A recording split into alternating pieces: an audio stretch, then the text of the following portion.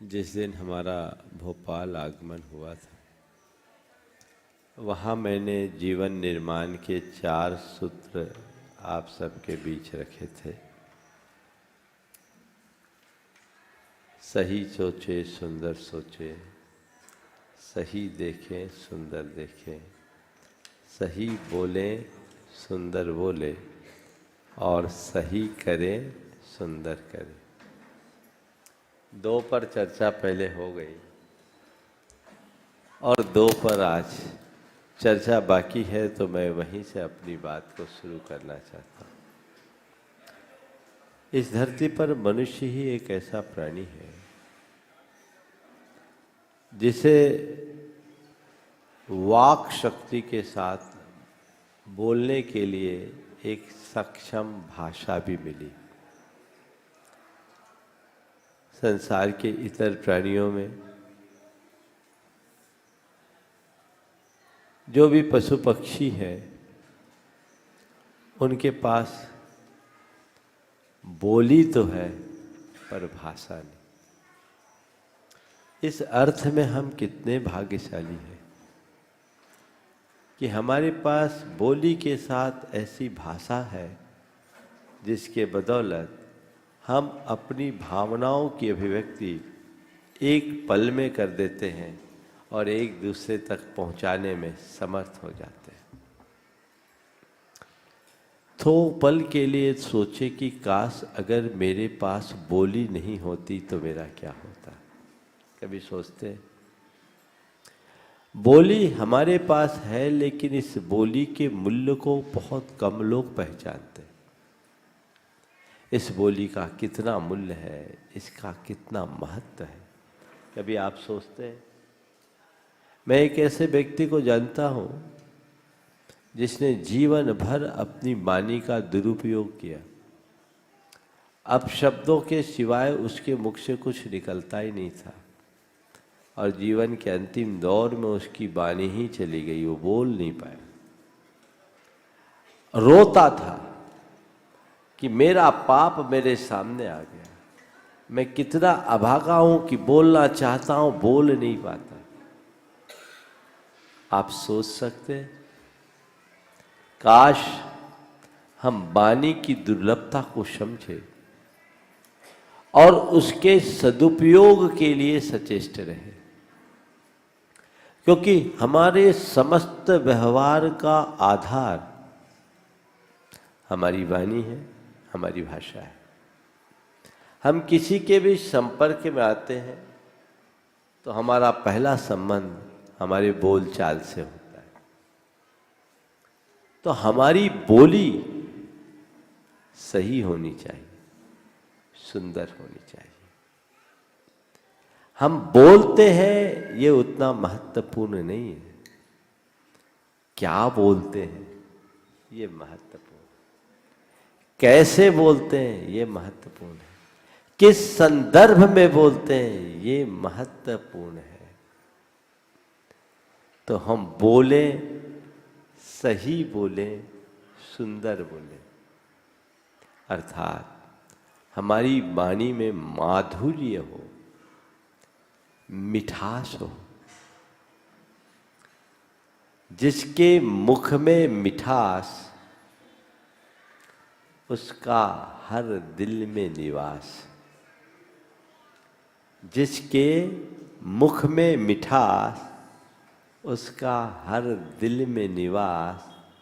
जिसके मुख में खटास, कोई न फटके उसके पास। है न ये अनुभव की बात है? तो हमें ये देखना है कि मेरी वाणी का स्तर कैसा है। हम बोलते हैं, प्रायः वाक संयम पर हमेशा आप सबको उपदेश दिया जाता है और ये कहा भी जाता है कि भाई वाणी पर संयम बहुत जरूरी है। और आप लोगों ने अपने जीवन में अनेक बार इसके परिणाम भी भुगते हैं। वाणी पर संयम न होने का दुष्परिणाम क्या होता है ये सब जानते हैं कि नहीं जानते। लेकिन इसके बावजूद वाणी पर संयम नहीं आ पाता। क्यों नहीं आता? आज मैं वाणी के असंयम के 4 कारणों की चर्चा करूंगा और वाणी पर संयम लाने के 4 उपाय बताऊंगा। आज की 4 बातें नहीं, 8 बातें हो गई, है ना।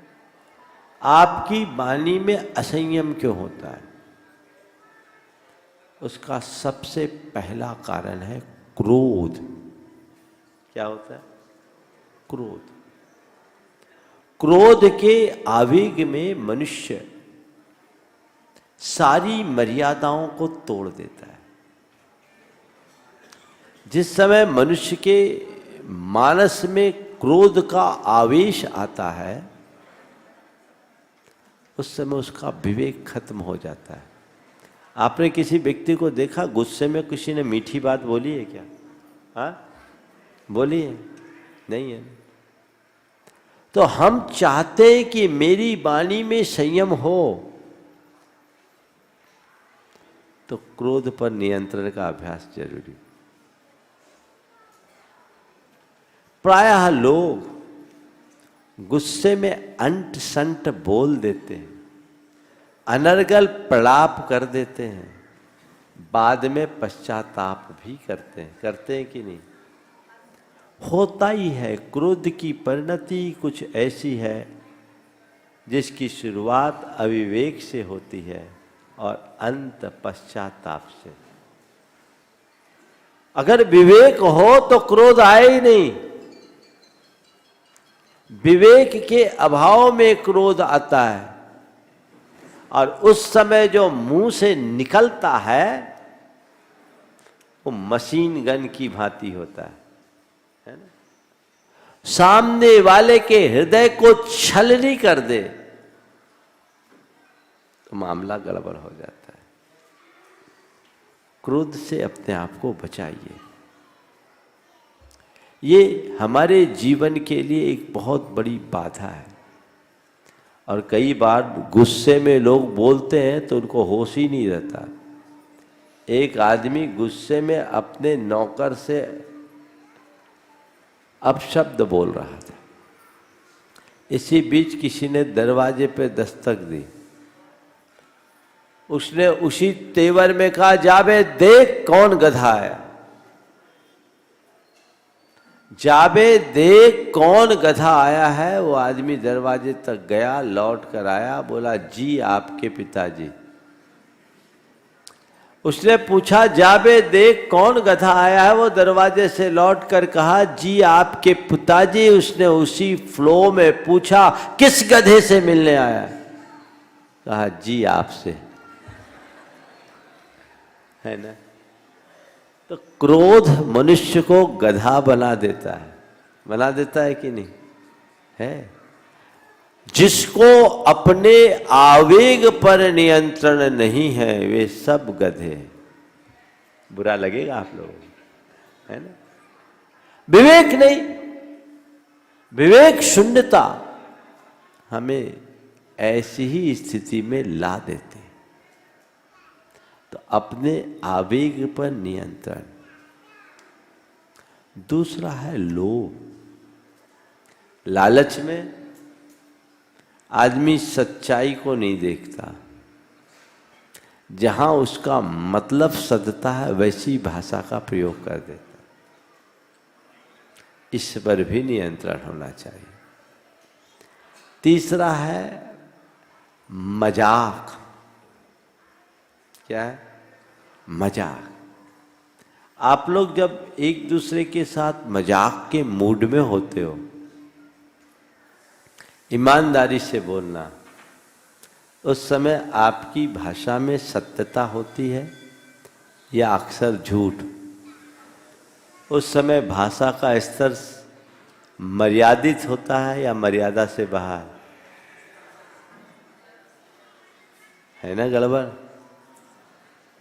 जब दो लोग मिलकर के तीसरे को टारगेट बनाते हैं और उसकी खिल्लियां उड़ाना शुरू करते हैं तो प्रायः उसमें अनर्गल प्रलाप ही होता है। कभी किसी की मजाक मत उड़ाओ। तुम्हें पता नहीं कि इस मजाक उड़ाने की प्रक्रिया में हम अपने जीवन को कितना खराब कर रहे हैं। एक विचारक ने बहुत अच्छी बात की, We shall to laugh with someone but never to laugh at someone। हम किसी के साथ जी चाहे हंसे, हम किसी के साथ जी चाहे हंसे, पर किसी पर कभी भी न हंसे। किसी के साथ हंसना और किसी पर हंसना, इसमें बड़ा अंतर है। साथ हंसना और किसी पर हंसना, हम किसी के साथ हंसे, किसी पर हंसने की कभी कोशिश न करें। हंसी मजाक पर भी नियंत्रण होना चाहिए। हमने बचपन से एक कहावत सुनी है, रोग की जड़ खांसी और झगड़े की जड़ हंसी। मजाक मजाक में ही कई बार माहौल बिगड़ जाता है, इस पर नियंत्रण आवश्यक है। चौथी बात, आदत। कुछ लोगों की आदत होती है, वो आदतन अपशब्दों का प्रयोग करते हैं कि नहीं करते? एक सज्जन थे, समाज के मुखिया,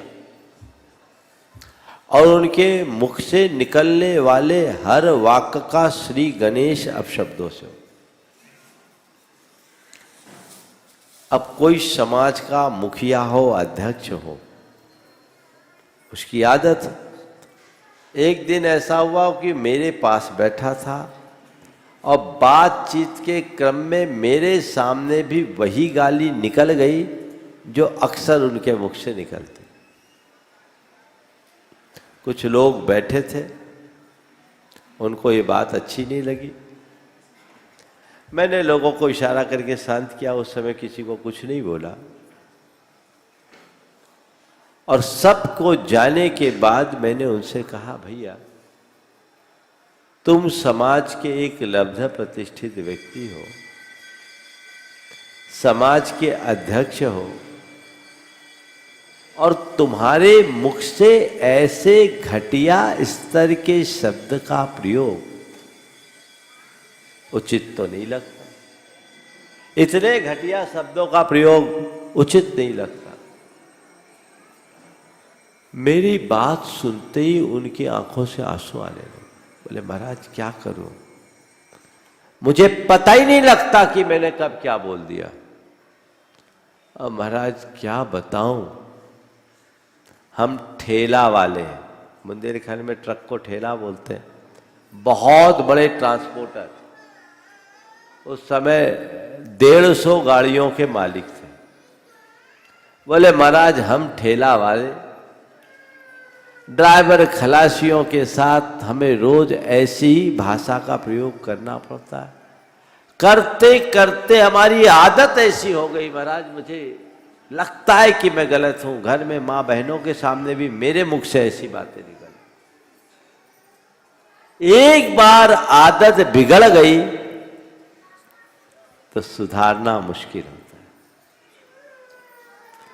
तो अपने जीवन में माधुर्य लाना चाहते हैं, अपनी वाणी पर संयम लाना चाहते हैं, तो क्रोध पर, लोभ पर, मजाक पर और आदत पर अंकुश रखना बहुत जरूरी है। आज से तय कीजिए कि मैं इन पर नियंत्रण रखूंगा और इन पर नियंत्रण रख करके अपने जीवन को आगे बढ़ाने की कोशिश करूंगा। गुस्से पर पूर्ण नियंत्रण चाहिए, उसमें किसी प्रकार की कमी ना होने दें। लालच हमें अंधा ना बनाए, ये सावधानी रखनी चाहिए। मजाक एक सीमा से बाहर ना हो, इसका ध्यान रखना चाहिए। और बुरी आदत ना हो, इसमें हमें सजग रहना चाहिए। आदत की सजगता कैसी होती है, एक बड़ी पुरानी कहानी याद आ गई, फिर मैं दूसरे संदर्भ की बात आप सबसे करूँगा। एक आदमी चूड़ी बेचता था, चूड़ियाँ। पुराने ज़माने में लोग गांव-गांव में घूम घूम करके जाते थे। वो घोड़ी पर लाद कर चूड़ियाँ बेचता था। उस समय आज जैसे साधन नहीं थे, तो घोड़ी पे लाद के चल रहा है तो कहता बहन जी चलिए, कभी बोले भाभी जी चलिए, कभी बोले माता जी चलो। अब घोड़ी पर चूड़ी लादा है और बहन जी बोल रहा है, भाभी जी बोल रहा है या माता जी बोल रहा है। एक दिन एक युवक ने जब ये बातें सुनी तो उसे बड़ा अटपटा लगा। बोले ये क्या मामला है, तुम इस घोड़ी को बहन जी बोल रहे हो, भाभी जी बोल रहे हो, माता जी बोल रहे हो, क्या है? बोले देखो भाई, मेरा काम चूड़ियों का है और मैं चूड़ियाँ हमेशा या तो बहन जी को पहनाता हूँ या भाभी जी को पहनाता हूँ या माता जी को पहनाता हूँ। मेरे हाथ से चूड़ी पहनने वाली ये तीन ही होती है। तो मैं नहीं चाहता कि मेरे मुख से कभी कुछ गलत निकले, इसलिए अपनी आदत को अच्छी बनाए रखने के लिए मैं हमेशा बहन जी, भाभी जी और माता जी का ही प्रयोग करता हूँ। ये है अवेयरनेस, जागरूकता। अगर जागरूकता हो तो वाणी पर नियंत्रण होगा। सजग रहे। कैसे हम वाणी पर नियंत्रण करें? अपने बोलने से पहले तौलिए, अर्थात बोलने के पूर्व उसके परिणाम का आभास कीजिए। मैं क्या बोल रहा हूं, उसका परिणाम क्या आएगा, इसे पहले से देखिए। पहली बात, अगर व्यक्ति परिणाम को ध्यान में रखे तो कभी उसके मुख से गड़बड़ नहीं निकलेगा। और ये आप लोगों के अनुभव में, आप लोग अपने ग्राहक के सामने बहुत सजगता से बात करते हो कि नहीं करते? उच्च अधिकारी के सामने आप बहुत मधुरता से बात करते हो कि नहीं करते? क्यों? आपके दिमाग में ये बात बैठ गई है कि यहाँ अगर मैं पटरी से उतरा तो सड़क पर आ जाऊंगा, है ना? ये सजगता हर पल हो जाए तो वाणी पर असंयम नहीं होगा। तो पहली बात, बोलने से पहले उसके परिणाम को ध्यान में रखिए। दूसरी बात, जब कभी भी मुख से अनर्गल निकले और आपको उसका आभास हो तो तुरंत आप कोई न कोई पश्चाताप कीजिए।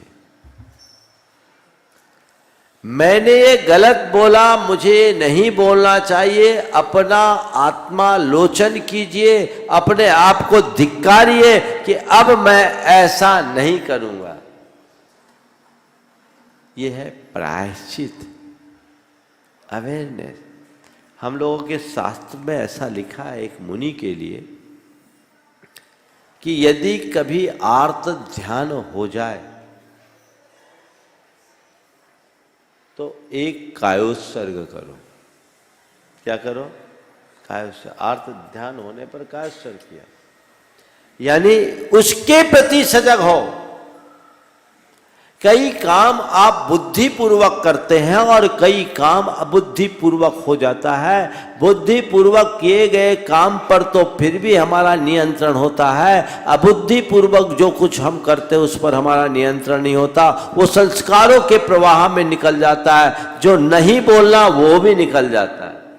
ठीक है, बोलने के पूर्व हमें उसका आभास नहीं है, बोलने के बाद तो एहसास है।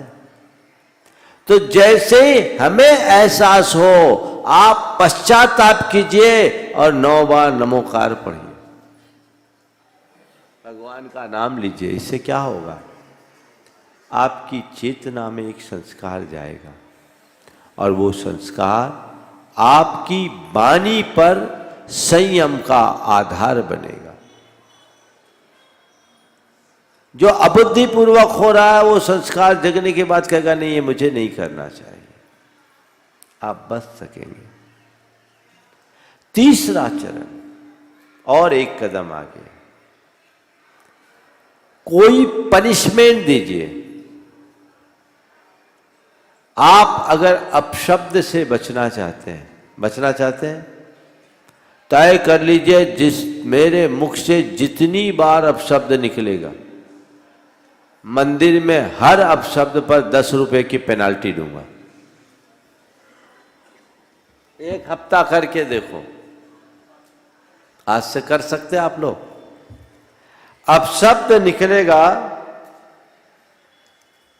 कल अपशब्द निकलेगा और हम नोट करेंगे जितनी बार अपशब्द निकला उतनी बार 10 रुपए की पेनाल्टी।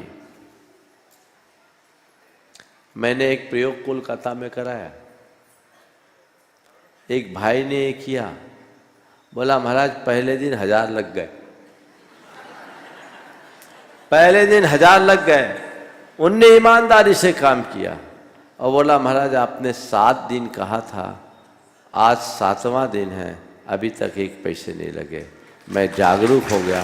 महाराज हमारे इन 6-7 दिनों में कुल 3500 रुपये लगे, लेकिन मैं आज इस बात के लिए खुश हूं कि 3500 रुपये खपाकर एक बीमारी से बच गया।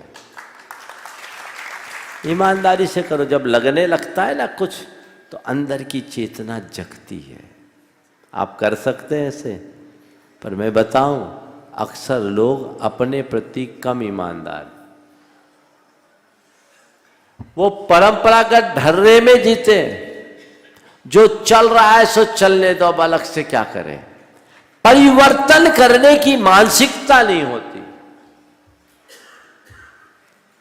एक बात ध्यान रखना, रूपांतरण अपने आप नहीं होता। उसके लिए हमें बहुत प्रयत्न करना पड़ता है, पुरुषार्थ करना पड़ता है। इसी पुरुषार्थ और अभ्यास का नाम साधना है। ऐसा कोई मार्ग नहीं कि एक पल में तुम बदल जाओ। उसके लिए अभ्यास चाहिए। और चौथा तरीका है अपनी वाणी पर संयम का, वो है आत्म सुझाव। 2-4 वाक्य आप बना लीजिए और उन वाक्यों को बार बार दोहराइए। मुझे मुख में मिठास रखनी है, मुझे सही बोलना है, सुंदर बोलना है, मुझे कम बोलना है, मीठा बोलना है। ऐसे 2-4 वाक्य बना लीजिए। इन वाक्यों को बार बार खाली टाइम में दोहराइए। आप कुछ ही दिनों में पाएंगे कि आपकी वाणी पर संयम आ गया। और वाणी पर संयम आ गया ना, तो महाभारत खत्म हो जाएगा। होगा कि नहीं होगा बोलो। आप ये चारों उपाय कीजिए, यहां बचिए। और 4 प्रकार की भाषा का प्रयोग तो कभी कीजिए ही मत। वो क्या है? आरोप की भाषा, आदेश की भाषा। पहला कौन सा? आरोप की भाषा। आप किसी पर सीधा सीधा आरोप मत लगाइए। आरोप की भाषा से बचिए। किसी ने कोई गलती कर भी दिया तो तुमने किया, ऐसा क्यों बोले? मालूम है कि अगले ने किया है, आपने सीधे सीधे बोल दिया तो उसको चुभेगी। चुभेगी कि नहीं चुभेगी? हाँ? और रियलाइज भी नहीं करेगा। और अगर उसी बात को पलट करके अगर ये पूछा जाए ये काम किसने किया है, कोई पता है क्या? सामने वाले को चुभेगा क्या? नहीं चुभेगा। घर परिवार या जीवन व्यवहार में कभी किसी पर सीधा आरोप मत जड़िए। आरोप चुभता है। आज से प्रैक्टिस कीजिए। मुझे आरोप की भाषा नहीं बोलनी, लेकिन अक्सर सब ये इसी का किया धरा है, सारा इसी का काम है, ये इसी की करनी है, ये इसी ने किया होगा। और कई तो आरोप पूर्वाग्रह से भरे होते। पिता पुत्र दोनों डाइनिंग टेबल में भोजन कर रहे थे। अचानक किचन से किसी कांच की चीज के टूटने की आवाज आई। पिता ने बेटे से पूछा, देख किसके हाथ से गिरा? बोला वो मम्मी के हाथ से गिरा होगा। बोला वो मम्मी के हाथ से गिरा होगा। बोले यहां बैठे बैठे तू कैसे बोल दिया कि मम्मी के हाथ से गिरा होगा? बोले हाँ, अगर बहू के हाथ से गिरा होता तो मम्मी, है ना। बहुत जल्दी हम दूसरों पर चार्ज लगाने की आदत से बचे। आरोप की भाषा का प्रयोग हमें नहीं करना। दूसरी भाषा आदेश की भाषा।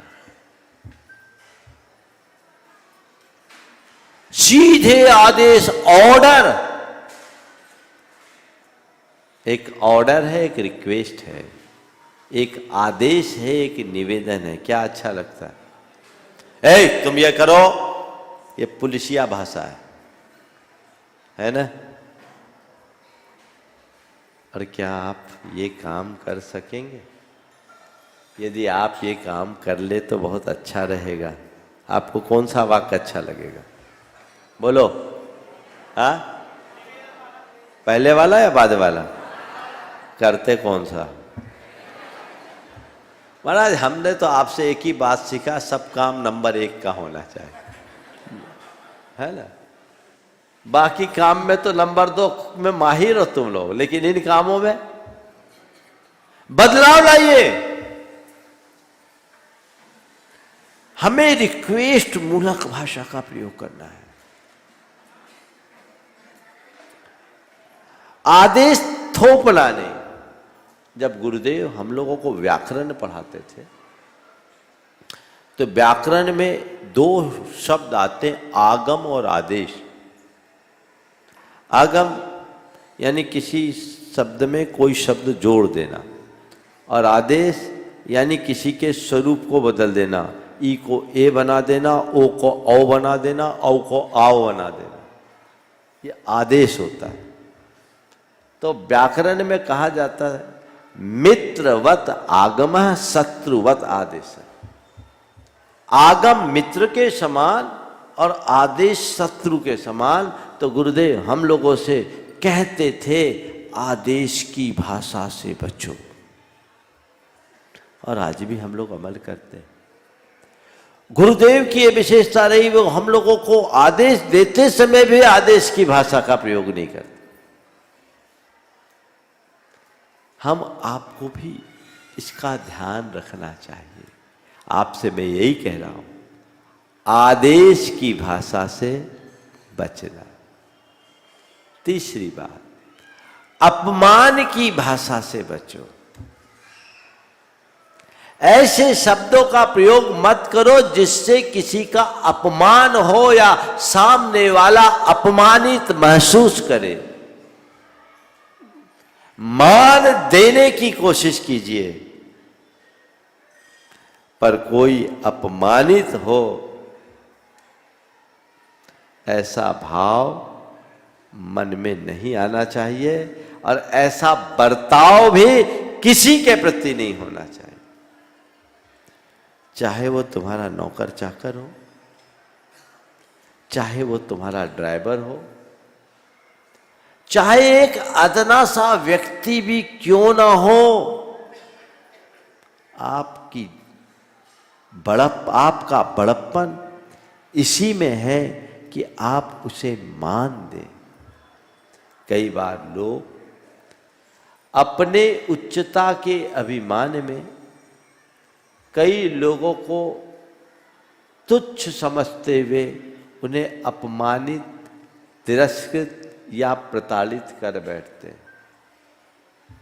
और ऐसे में यदि किसी व्यक्ति ने गांठ बांध ली तो भयानक परिणाम आते।